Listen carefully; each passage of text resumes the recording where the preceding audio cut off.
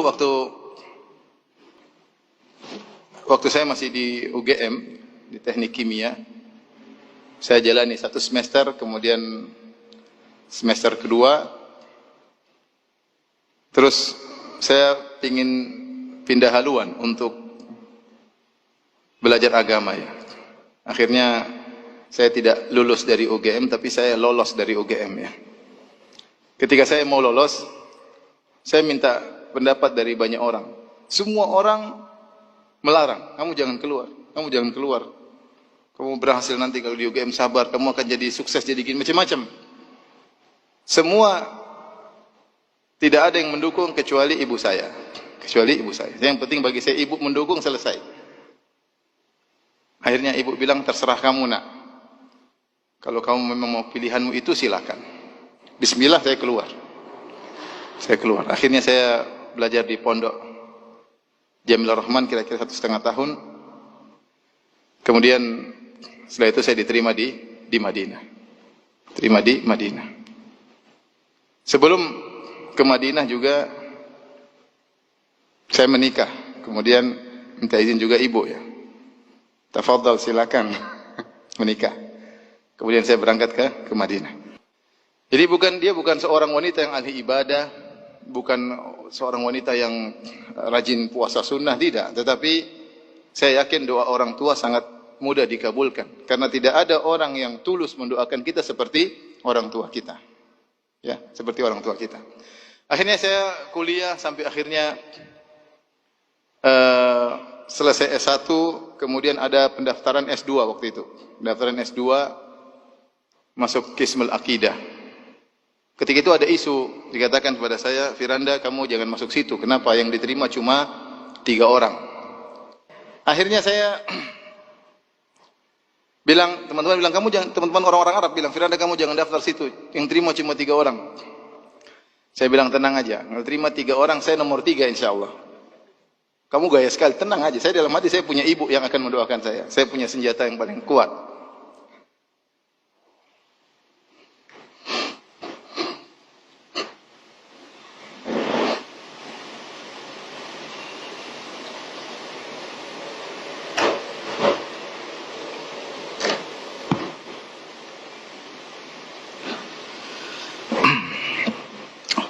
Akhirnya ada lagi bilang, Firanda, alhamdulillah sekarang dengar-dengar isunya diterima 5 orang. Saya bilang, tenang, saya nomor 5, jangan khawatir.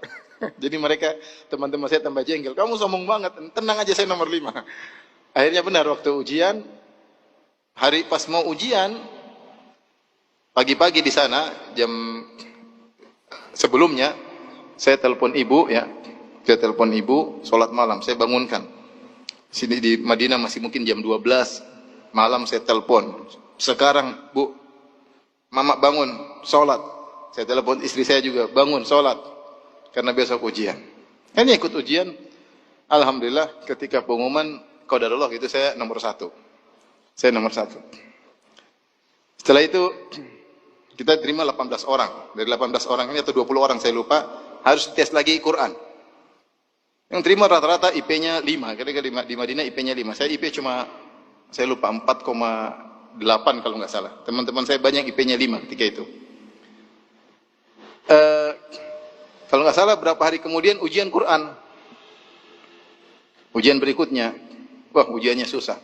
Rata-rata teman-teman menyetor 30 juz. Saya cuma ngambil kadar minimal 5 juz. Saya nggak punya banyak hafalan. Kamu Firanda berapa 5 juz? Oke. Kita hadir, yang menguji pakai e-call, kemudian tegang, satu orang ditanya, mengerikan. Saya lihat dari luar, mengerikan nih, gimana saya bisa jawab atau tidak. Jadi kondisinya menegangkan. Akhirnya saya telepon ibu lagi, saya punya senjata. Mak, sekarang mak berdoa. Sekarang. Anda lagi, saya bilang nama saya Anda lagi ujian. Kenapa Anda? Sekarang lagi doa. Mama sekarang berdoa ya, sekarang mak. Terus saya matikan. Mama saya berdoa, mungkin sekitar 5 menit, ada syekh lewat. Firanda, kamu ngapain sini? Ujian Quran. Mana? Sudah, kamu sama saya aja sini. Akhirnya cuma surat Al-Baqarah ya. Akhirnya saya diterima. Ini, maksud saya, doa orang tua itu sangat penting. Kemudian ketika saya selesai S2, ada pendaftaran S3. Saya sudah capek belajar ya. Antum juga mungkin capek belajar ya. Saya udah capek belajar, tiap hari ujian, saya nggak mau. Saya mau uji orang, masih uji terus, saya nggak mau. Akhirnya saya bilang sama istri saya, yang saya cintai, saya bilang, sayang, kayaknya Abi udah nggak mau kuliah lagi, nggak mau lanjut. Capek belajar terus. Jadi saya menangis, masih pingin tinggal di Madinah. Udah capek, udah pulang aja kita di Indonesia udah. Kita dakwah udah capek, belajar disuruh belajar ini, belajar capek.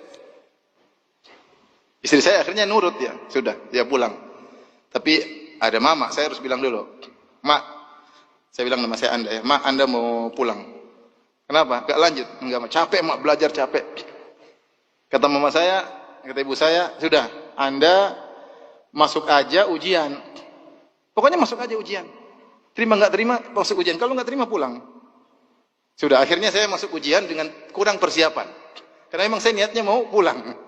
Karena melaksanakan nasihat orang tua, akhirnya saya masuk ujian. Waktu itu ujian sekitar ada 80 orang atau 100 orang, saya lupa. Dari berbagai kota di Arab Saudi. Mereka datang ke Universitas Madinah untuk masuk ke S3. Karena diterima 10 orang. Diterima 10 orang. Saya masuk itu ujian 3 jam. Kalau saya lupa, coba tanya Ustaz Abdul Roy, saya lupa. Waktu itu saya ujian bareng Ustaz Abdul Roy. Masuk S2 ke S3. Hafizahullah Ta'ala. Kemudian ujian mungkin baru sejam, saya sudah keluar. Teman-teman sampai tank masih minta tambah waktu. 3 jam mereka masih kurang waktu. 1 jam saya sudah keluar. Saya keluar, 2 hari kemudian, 3 hari saya agak lupa, ditelepon. Firanda Ta'al. Kenapa Syekh? Kamu diterima. Lah, kok bisa? Saya datang. Saya tahu saya nggak bisa jawab. Yang penting saya jalankan perintah orang tua. Kemudian saya dipanggil ujian. Saya tidak persiapan. S3 minimal 10 juz. Kalau mau masuk minimal 10 juz. Waduh. Itu besoknya. Jadi hari itu saya dengar. Besoknya harus datang. Hari itu saya murojaah. Murojaah. Cuma dapat 9 juz. Nah, karena lupa. Saya memang tidak ada persiapan untuk ini. Jadi saya cuma bisa 9 juz. Saya sampai tiba di tempat ujian. Saya bilang, saya sudah murojaah dari kemarin cuma 9 juz. Kamu hafal Maryam Kahfi enggak? Hafal, itu 1 juz katanya. Pas 10 juz. Jadi banyak hal-hal yang sulit yang saya hadapi. Tapi saya punya senjata doa orang tua. Ketika orang tua saya sudah 2 hari tidak ada, baru saya merasa agak berat. Ada permasalahan-permasalahan yang saya hadapi seperti berat. Karena senjata andalan saya sudah tidak ada. Rahimahumullah. Oleh karenanya, ikhwan, mumpung masih punya orang tua, ya, berbakti kepada mereka sebakti-baktinya ya. Sebisa mungkin, saya bukanlah anak yang berbakti, tapi orang tua saya sayang sama saya. Karena ibu saya, sejak saya kecil, dia tidak pernah cubit saya sekalipun. Tidak pernah. Maksudnya saya agak badung-badung dikit, tapi dia tetap doain saya. Tetap doain saya. Nah, antum ambil hati orang tua, minta doa kepada orang tua, dan itu doa yang terbaik. Ya, kata Nabi sallallahu alaihi wasallam, "Thalathu da'awatin mustajabah la yashakka fihinna."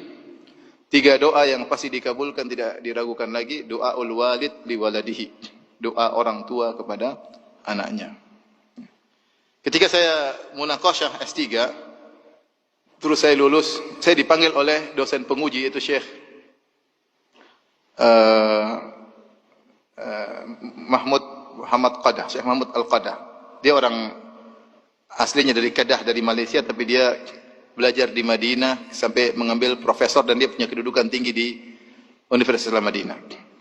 Maka dia panggil saya, dia ingatkan, dia bilang, "Hai Firanda, kamu jangan ujub, kamu jangan sombong, kamu tuh tidak ada apa-apanya, kamu sama dengan yang lainnya, yang lebih pintar dari kamu juga banyak. Tapi menurut saya kamu berhasil karena orang tuamu. Kamu berhasil karena orang tua. Saya pun demikian. Yang lebih pintar daripada saya juga banyak. Tapi alhamdulillah saya dapat posisi ini karena berkat apa? Orang tua. Satu yang saya sesalkan, dia sampaikan sambil menangis. Satu yang saya sesalkan, saya dulu malu-malu minta doa sama orang tua. Ya, ketika orang tua saya meninggal baru saya sesalkan hal tersebut.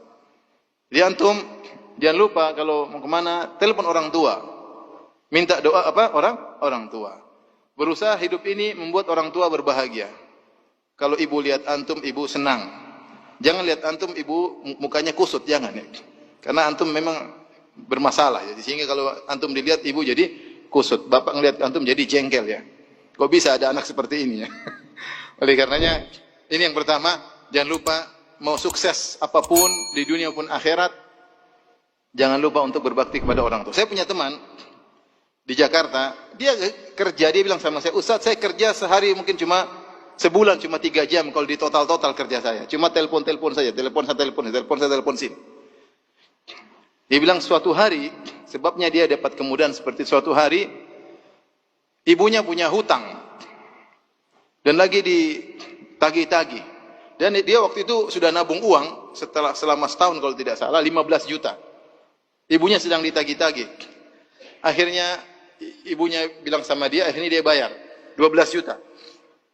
Uang dia 15, semua tabungan dia 15 bertahun-tahun, ibunya butuh 12. Akhirnya dia bayar, tapi dia bilang sama ibunya, Mak, atau Bu, coba cek lagi, masih ada utang yang lain enggak?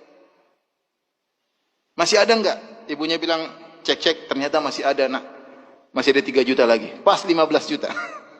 Jadi uang semuanya dikumpulkan, dia gunakan untuk bayar utang ibunya. Setelah sekarang cuma kerja 1 bulan 3 jam, penghasilan ratusan juta. Artinya saya bilang ini berbakti sama orang tua, bukan cuma kesuksesan di akhirat saja, di dunia juga apa? Sukses. Jadi berusaha menjadi seorang yang soleh, berbakti kepada orang tua, dan insya Allah berhasil dunia dan akhirat ya. Berhasil dunia dan akhirat. Jadi, dan masih banyak contoh-contoh yang lain yang ya saya lihat teman-teman saya, teman-teman dekat yang saya itu persis mereka sukses gara-gara mereka berbakti kepada orang tua. Apakah mereka seorang dai, apakah mereka seorang pejabat, apakah mereka seorang pegawai, apakah mereka seorang bisnismen, mereka berhasil karena orang tua. Jadi sekali lagi jangan pernah pelit sama orang tua.